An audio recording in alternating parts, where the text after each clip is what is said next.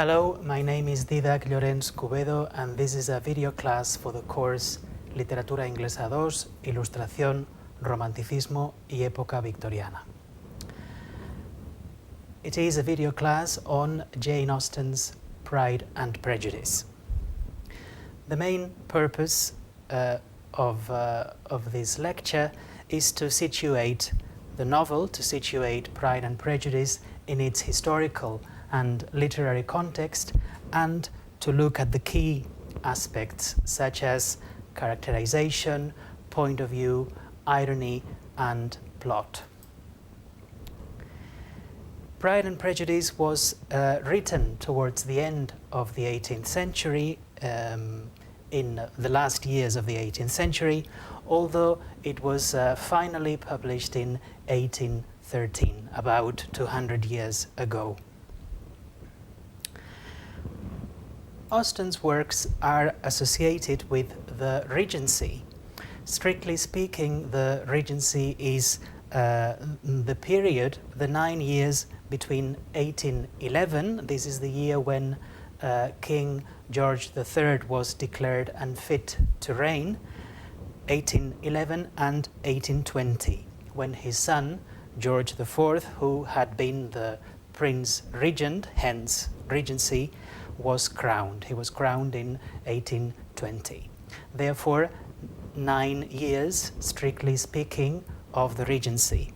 But in practice, the period corresponds to more or less the first 4 decades of the 19th century and has identifiable characteristics, especially in architecture and also in dress, for instance. Another important historical event are the Napoleonic Wars.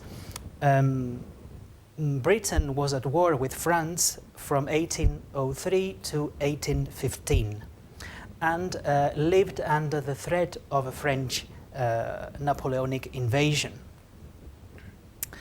The British military, prepared for this eventuality, became more visible among the population, and regiments would settle near English towns, near English towns in the south.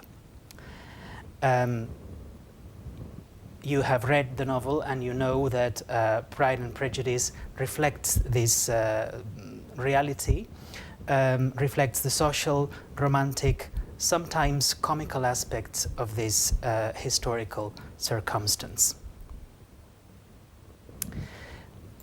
Let's move on to the literary context and Austen style. The second half of the 18th century saw a great proliferation of Gothic novels, many of them by women writers. There is a subgenre of the Gothic, which is the female Gothic. At the beginning of the 19th century, however, the genre had fallen into disrepute because of its increasingly grotesque elements. 1818 is an important year because 2 novels are published that take the Gothic to a different level. 2 novels that represent 2 different reactions to the Gothic that had been dominant. One of them is Mary Shelley's Frankenstein, published in 1818, and which we could consider a Gothic novel, but at the same time a very profound reflection, which is philosophical, moral, scientific, religious, and it is therefore more than a simple Gothic novel. On the other hand, we have Austen's Northanger Abbey, which is a parody, which parodies the Gothic genre, the Gothic grotesque, we could call. So Austen parodies the Gothic, even though she had admired Anne Radcliffe, one of the main Gothic novelists. And interestingly, both Frankenstein and Northanger Abbey were published in 1818. At the same time, and throughout the 18th century, the novel had gradually become identified with realism, with the portrayal of real people, of real events, of situations of contemporary life. Austen's fiction connects with this development. There are also evident continuities with two trends or modes, which you can see here. So we have realism, as I just said.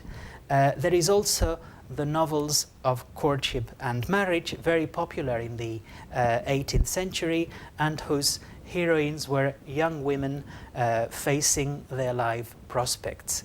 Some of the most popular novels of this subgenre were by Fanny Burney, whom Austen had read and who was an influence on Austen. We also have the comedy of manners, present in Renaissance and Restoration drama, and a literary mode that exploits the comic potential of social relations, social appearances, the struggle of some characters to appear something they are not socially, social aspirations. All this, of course, is also present in Austen's fiction and in Pride and Prejudice. The other major romantic novelist in Britain, contemporary with Austen, was Sir Walter Scott. Classified as a regional novelist and concerned with the historical origins of Scotland, with the Scottish national myths. But he was immensely popular at the time Austen was also writing. But unlike Austen's work, Scott's has not stood the test of time. So it's obviously not as widely read today. It is often observed that as a novelist, Austen's scope is quite limited. She did not concern herself with historical or political events. The scope was consciously and deliberately narrow, and I will now read two very brief excerpts from two letters that she wrote and which reflect this. These are letters that are very often quoted, very well known. The first one was addressed to her nephew, James Edward Austen, and in this letter she uses her famous metaphor of the little bit 2 inches wide of ivory on which I work with so fine a brush. And this is, of course, a metaphor of her limited scope, of her limited focus as a writer, as a novelist. This letter was addressed to a nephew, and there is another famous letter addressed to a niece, Anna Austen Lefroy, who was an aspiring young novelist who sought advice in her aunt. And the advice she received from Jane Austen was, 3 or 4 families in a country village is the very thing to work on. And this is exactly what Austen does in Pride and Prejudice. So, despite its limited scope, Austen's fiction deals with major concerns, with major crucial evolutions in what we could call social history. For instance, the consolidation of a middle class, of a bourgeoisie, the possibility of social mobility, the emergence of marriage based primarily on love, the economic and social survival of unmarried women. All these are concerns of her time, and they become major themes in Pride and Prejudice. Okay, so Next is the characters. So if we wanted to classify and analyze the characters of Pride and Prejudice, we could use this general question as a reference for this classification. Are they balanced characters, or do they have a flaw, something negative in their character, a flaw? In order to reply to this question, we should consider personality and behavior, how a character interacts with others and how they behave socially. This is crucial in Austen's novels and in significantly in Pride and Prejudice. Only a minority of characters could be considered balanced.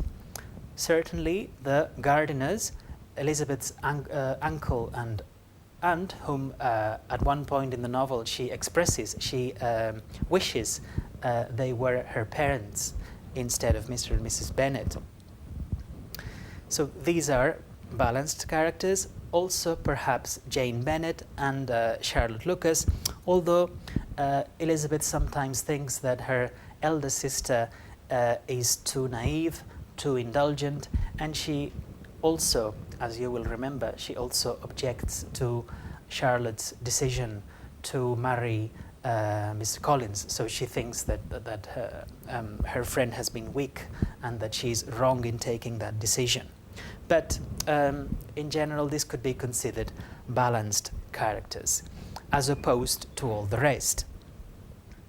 The other Bennet sisters, representing different character types, also have flaws. Kitty and Lydia are as foolish as their mother, Mrs. Bennet. Maria, the youngest sister, is too bookish. She's pedantic. Mr. Bennet has a special and loving relationship with his daughter Elizabeth, but he is not sufficiently concerned with his daughter's future and welfare. He's very much an absent father, an isolated absent father, and that would of course be his flaw. Wickham's flaw is very obvious. His flaw is dishonesty, to which Lizzie is blind initially. The heroine's perception of both Wickham and of course Darcy, and how it evolves, is central to the novel, which was called, originally it was called First Impressions. Other characters' flaws are associated with class, with social status and behavior. Mr. Collins wants to please Lady Catherine in order to be preferred, in order to improve his social position. Sir William Lucas, Charlotte's father, tries to convey an impression of social superiority, but often appears slightly ridiculous. Caroline Bingley, Bingley's sister, and Lady Catherine are haughty, they are arrogant, and eager to retain their social privileges. So this would be a classification of the characters according to that principle, balanced or having flaws. The two main characters, which I haven't mentioned so far, Elizabeth and Darcy, have of course the flaws of Pride and Prejudice. Although at first Darcy is proud and Elizabeth is prejudiced against him, the two attitudes or feelings change. They can be alternatively attributed to one or the other throughout the narration. And of course, the two concepts in the title are essential to understand the novel and its progression towards its conclusion. Pride and Prejudice has a component of social satire targeted against a number of attitudes that have been mentioned and that we have considered flaws. So pride, prejudice, dishonesty, foolishness, arrogance, haughtiness, pedantry, and so on. All these character flaws become the butts of Austen's social satire. Contrast is an important characterizing principle in the novel as well. So Elizabeth shines as a heroine when she's set against all the other female characters, especially her sisters. Contrast is clearer and more sustained with Jane. Her romantic vision of marriage is also opposed to Charlotte's more practical vision. We have another contrast there. And other characters are effectively contrasted. This is the case of Darcy and Wickham, or Mr. and Mrs. Bennet. Another device used by Austen for characterization is analogy, and analogy sometimes with spatial settings, with places. Characters are identified with the places where they live or which they own. This is the case with Rosings and Lady Catherine, but especially with Darcy and Pemberley. So Elizabeth's visit to Pemberley is a very important turn, a very important event in the novel. And when she visits Pemberley, she compares Pemberley and Rosings. And this is an extract from the novel. The rooms were lofty and handsome, and their furniture suitable to the fortune of its proprietor. But Elizabeth saw with admiration of his taste that it was neither gaudy nor uselessly fine, with less of splendour and more real elegance than the furniture of Rosings, of Lady Catherine's mansion house. Okay, we will now consider point of view and irony. So point of view refers to who tells the story and how. Pride and Prejudice is told by a third-person narrator whom we could consider omniscient. That is to say, a narrator who knows more or less everything about the characters and about the events, and who occasionally expresses views, who occasionally makes judgments about behavior.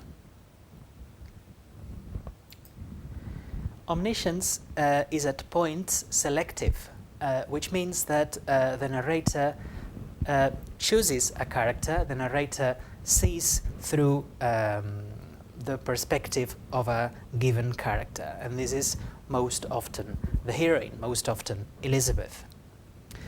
This chosen character is called focalizer, so the narrator focalizes sometimes through Elizabeth and other characters, but mainly Elizabeth. The narrator, or the author rather, also uses letters. So we have the voice of the narrator in the third person, but the first person is also used in letters and in dialogues. Letters are also very important in Pride and Prejudice. They express key views and feelings which contribute to the resolution of the plot, as we will see later. So the epistolary mode, referring to the use of letters in fiction, had been very popular in the 18th century novel, and it had also influenced Austen. The style of Austen's narrators is often ironic. Irony is used for the purposes of comedy and satire, and it often takes the form of making what is ridiculous or reprehensible, making it look perfectly acceptable, making it look normal, or even praiseworthy. Irony is used in presenting plot events and it decisively contributes to characterization. So here are two examples. The first one describes Lady Catherine's daughter, who is characterized as weak and faint-hearted, and this is what the narrator says ironically.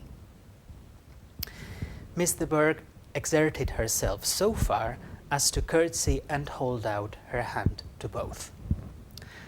Why is this ironic? Because that is obviously not an exertion to hold out one's hand. The other example is about Mr. and Mrs. Bennet's relationship, and it characterizes the latter. It characterizes Mrs. Bennet, making a flaw of hers appear as a positive element in a relationship, and that's where the irony lies. To his wife he was very little otherwise indebted than as her ignorance and folly had contributed to his amusement.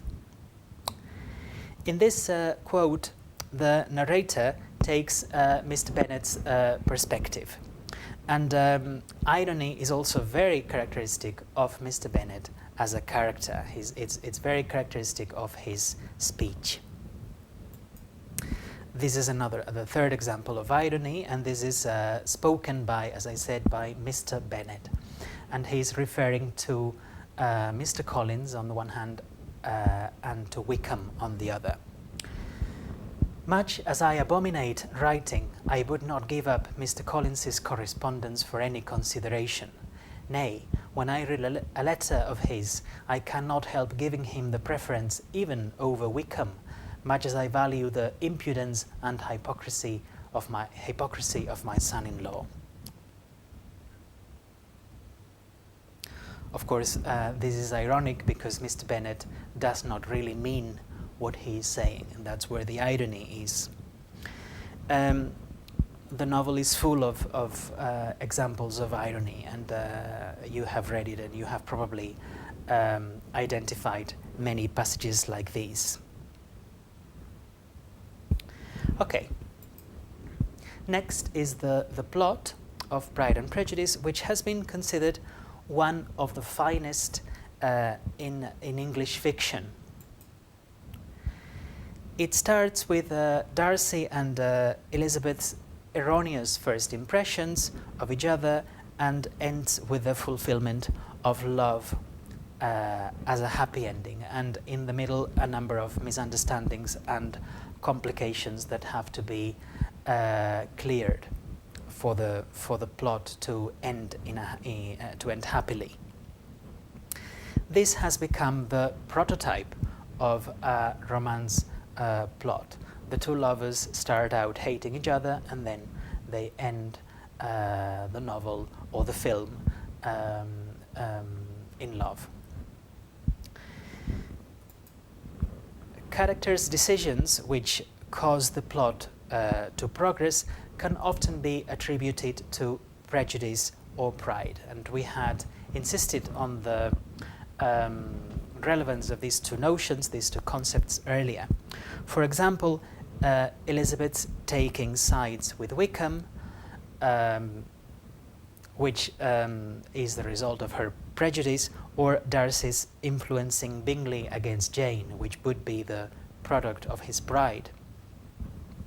A number of misunderstandings between Darcy and Elizabeth arise, complicating the plot.